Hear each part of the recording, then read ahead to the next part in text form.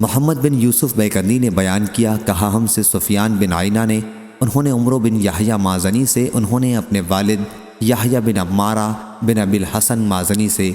انہوں نے ابو سعید خدری رضی اللہ عنہ سے، انہوں نے کہا یہود میں سے ایک شخص حضرت صلی اللہ علیہ وسلم کے پاس آیا، اس کو کسی نے تمانچہ لگایا تھا، کہنے لگا اے محمد صلی اللہ علیہ وسلم، تمہارے اصحاب میں سے ایک انصاری شخص نام نامعلوم نے مجھ کو تمانچہ مارا۔ آپ نے لوگوں سے فرمایا اس کو بلاؤ، تو انہوں نے بلایا، وہ حاضر ہوا۔ آپ نے پوچھا تو نے اس کے منہ پر تمانچہ کیوں مارا؟ وہ کہنے لگا یا رسول اللہ صلی اللہ علیہ وسلم، ایسا ہوا کہ میں یہودیوں پر سے گزرا، میں نے سنا یہ یہودی یوں قسم کھا رہا تھا، قسم اس پروردگار کی جس نے موسیٰ علیہ السلام کو سارے آدمیوں میں سے چن لیا۔ میں نے کہا کہ محمد صلی اللہ علیہ وسلم سے بھی وہ افضل ہیں، اور اس وقت مجھ کو غصہ آ گیا، میں نے ایک تمانچہ لگایا، غصے میں یہ خطا مجھ سے ہو گئی۔ آپ نے فرمایا دیکھو خیال رکھو اور پیغمبروں پر مجھ کو فضیلت نہ دو،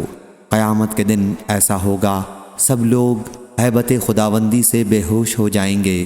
پھر میں سب سے پہلے ہوش میں آؤں گا، کیا دیکھوں گا کہ موسیٰ علیہ السلام مجھ سے بھی پہلے عرش کا ایک کونا تھامے کھڑے ہیں۔ اب یہ میں نہیں جانتا کہ وہ مجھ سے پہلے ہوش میں آ جائیں گے یا کوہ طور پر جو دنیا میں بے ہوش ہو چکے تھے اس کے بدل وہ آخرت میں بے ہوش ہی نہ ہوں گے۔ صحیح بخاری حدیث نمبر 6917۔